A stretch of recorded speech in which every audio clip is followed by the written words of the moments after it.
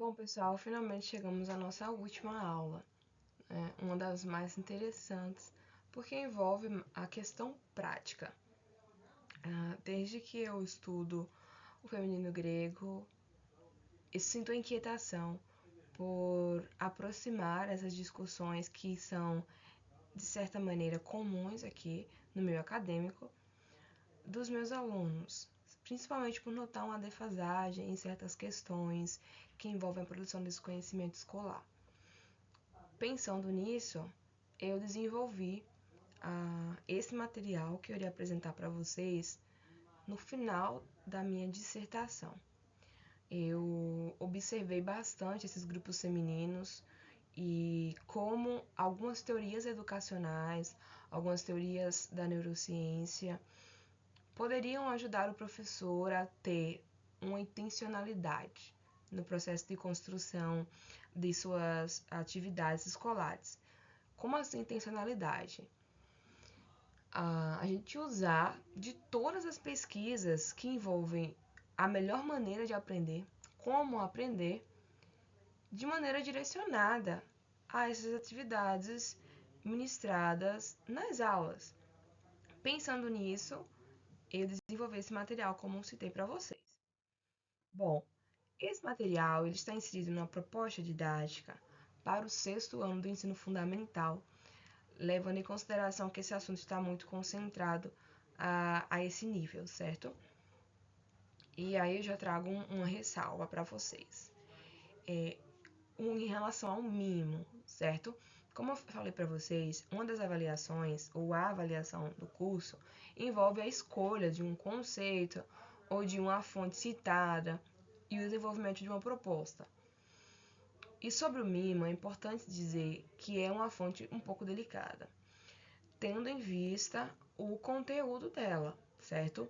A gente sabe que discutir sexualidade, o uso de objetos sexuais dentro da escola já é complicado. E no contexto do sexto ano, provavelmente não é muito de bom tom, os meninos são muito novos para a gente discutir isso. Então, eu apresentei a fonte como material que pode ser utilizado, mas a gente pode abordar outras questões que não envolvam diretamente esse assunto, né?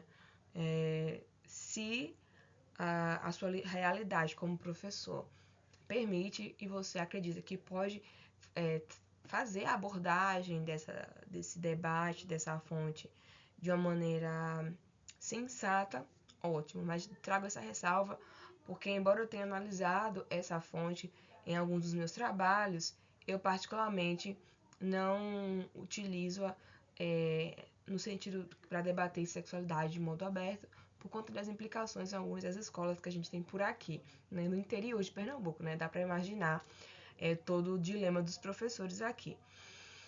Enfim, essa proposta didática tem como tema a mulher grega e suas representações, certo? A gente vai abordar esses grupos e também como esses grupos eles se manifestam na polis.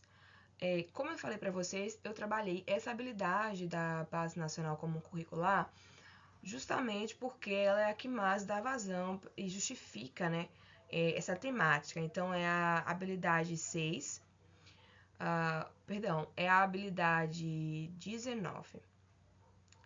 E aí fala o seguinte, né? Descrever e analisar os diferentes papéis sociais das mulheres no mundo antigo e nas sociedades medievais.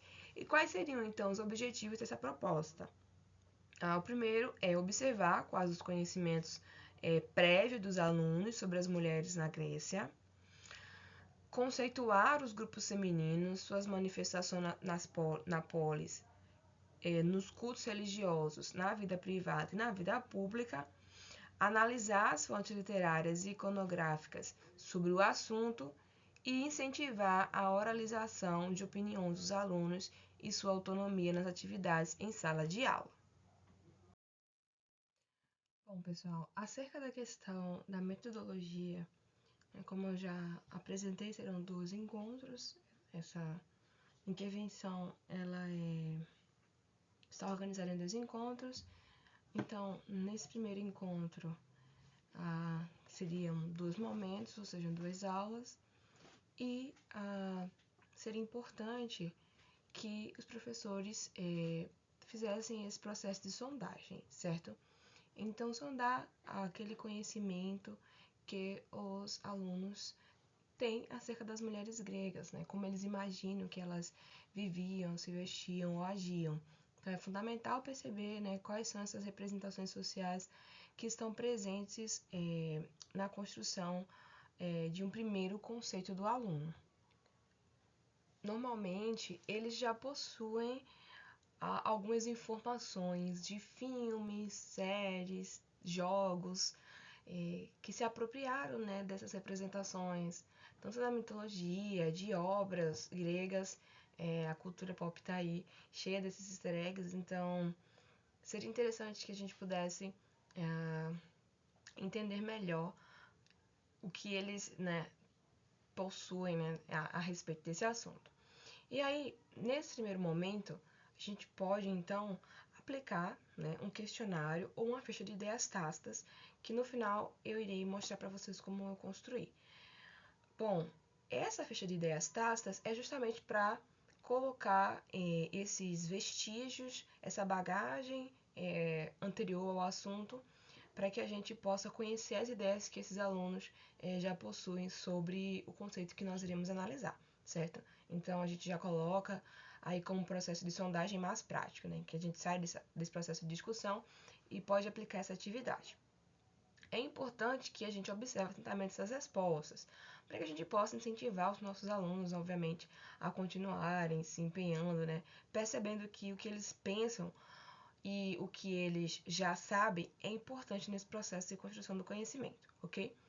Já no segundo momento dessa primeira aula, através desse incentivo que nós, professores, podemos dar aos nossos alunos, alguns deles irão compartilhar com a turma algumas dessas respostas, certo?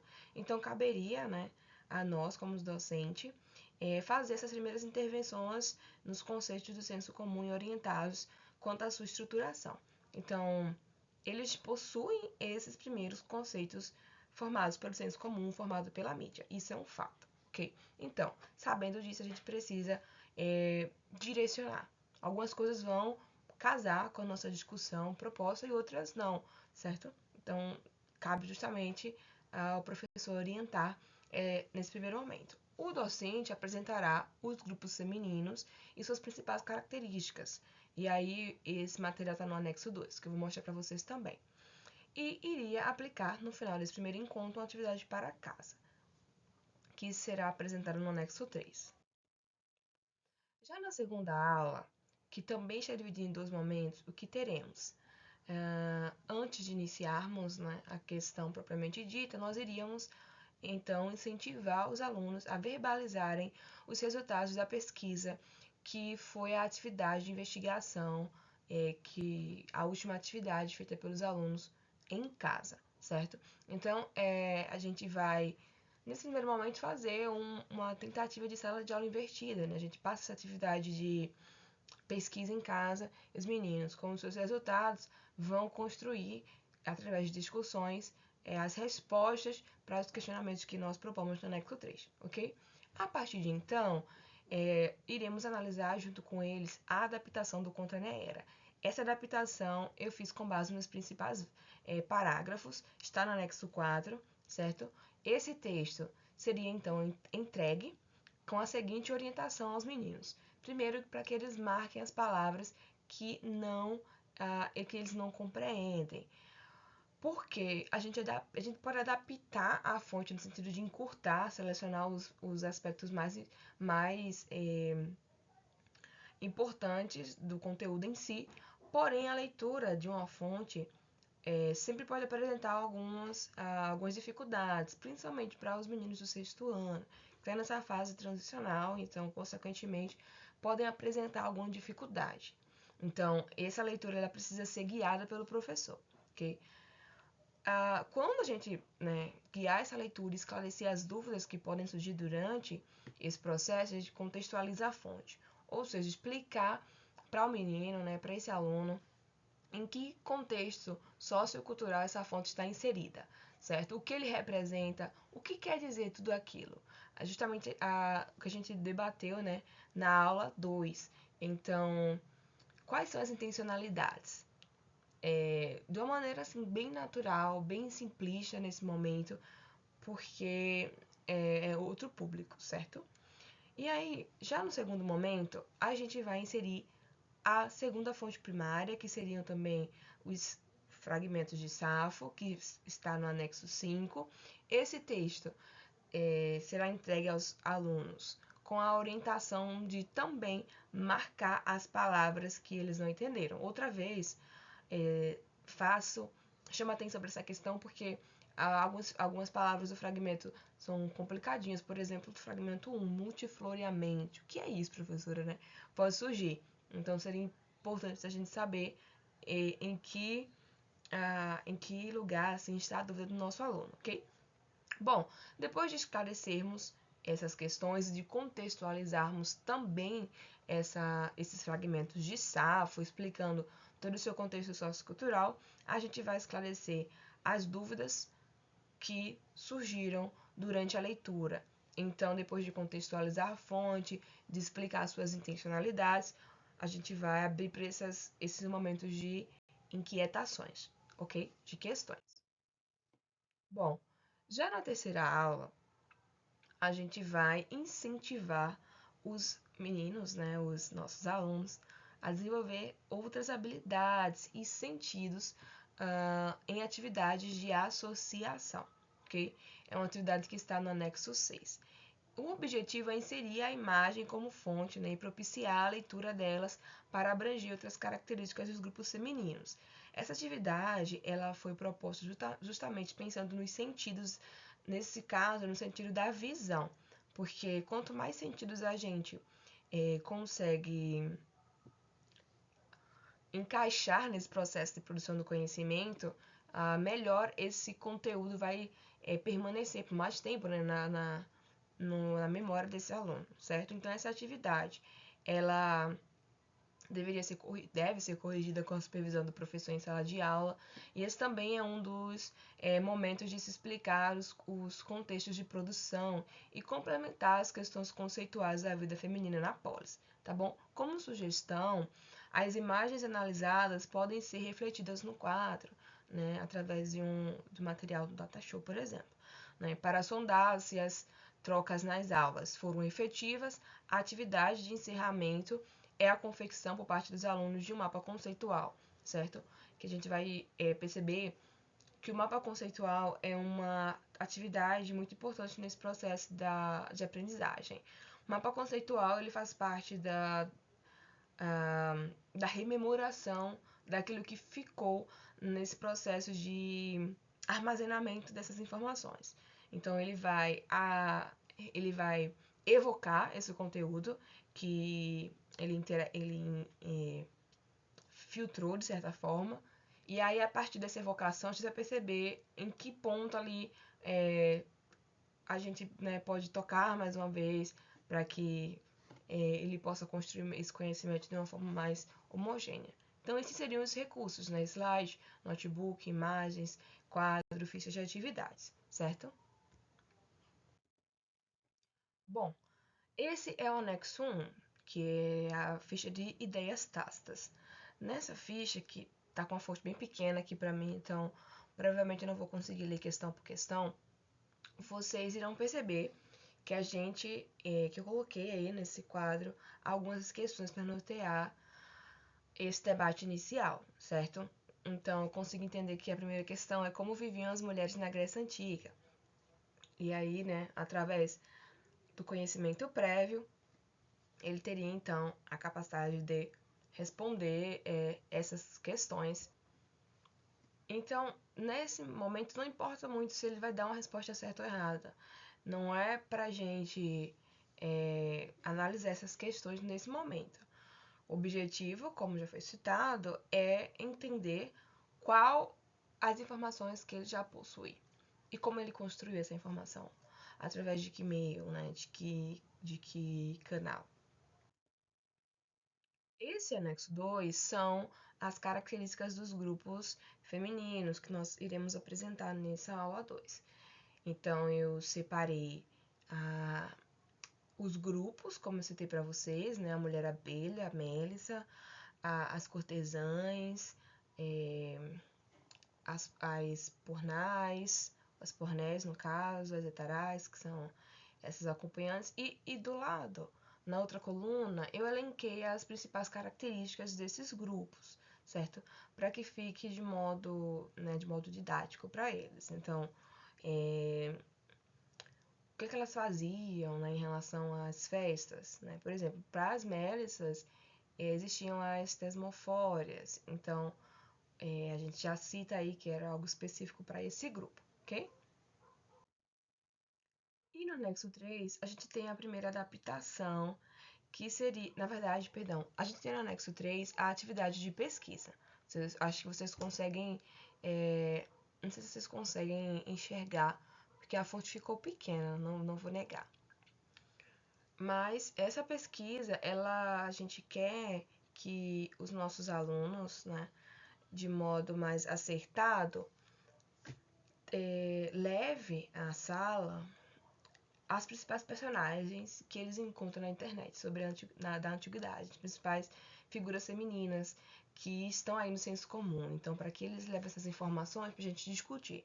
Eventualmente, né, a gente pode ter a coincidência de ser de Safo, né, Hera, Aspásia, serem citadas nessas listas, né, mas também temos que contar com a chance de não acontecer.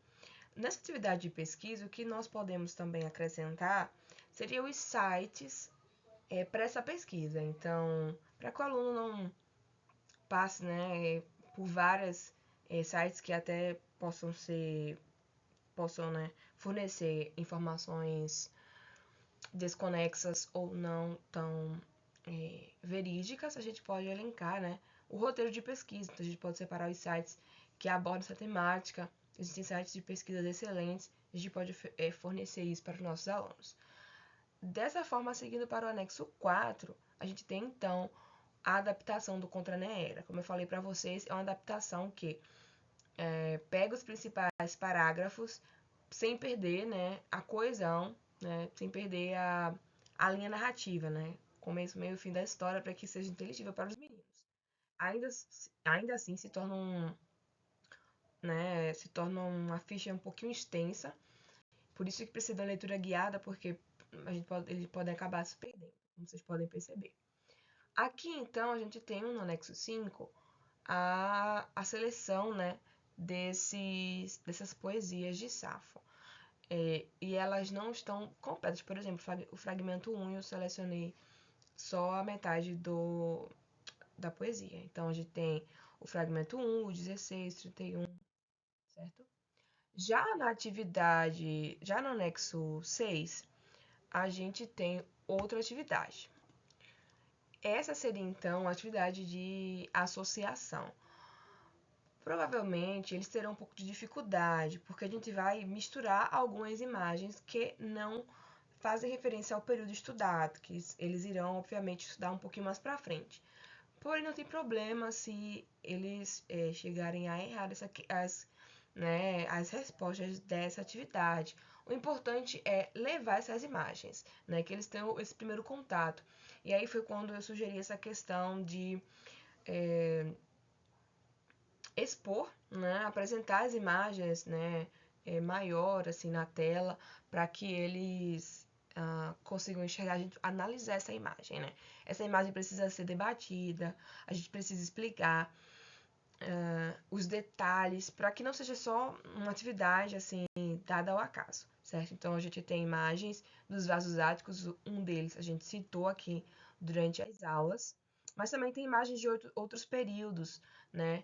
Imagens de recepção da antiguidade ou da idade medieval, ou da idade moderna também, que não fazem referência a esse período. Então, a gente vai trabalhar justamente isso. Assim que eles responderem, a gente consegue, então, fazer uso dessas imagens de modo maior, justamente as imagens que condizem com o tema específico da aula, certo? Bom, pessoal, chegamos então ao fim do nosso curso. Eu espero que essa aula tenha sido para vocês, tenha aguçado, de certa forma, a criatividade, a curiosidade de criar essas propostas, não só, né, nesse recorte temático, mas que a gente possa levar para outras épocas históricas. A gente percebe que quando o professor se dedica a entender melhor como esse aluno aprende, como esse processo de conhecimento ele é formado, a gente consegue ter essa intencionalidade no tratar dessas fontes, o que é muito importante, porque a gente, de um lado, consegue construir esse conhecimento de uma maneira eficaz, e por outro, a gente consegue trabalhar essas fontes de modo que não seja enfadonho para eles. Então, é algo que enriqueceu bastante a minha pesquisa durante o mestrado, que foi observar como a neurociência pode ajudar, né, de modo geral, a educação, mas especificamente como a neurociência pode ajudar os professores de história a entender esse processo de aprendizagem. Enfim, quando a tese, ou melhor, quando a dissertação for publicada, espero que vocês tenham a oportunidade de ler, principalmente o terceiro capítulo, sobre essas questões, porque acredito que seja algo que possa interessar bastante os professores que estão aí, né, trabalhando com a educação básica, certo? Dúvidas, informações, curiosidades, vocês podem, né, me encontrar através desse e-mail que está aí na tela, vou deixar também na descrição. E foi um prazer estar com vocês.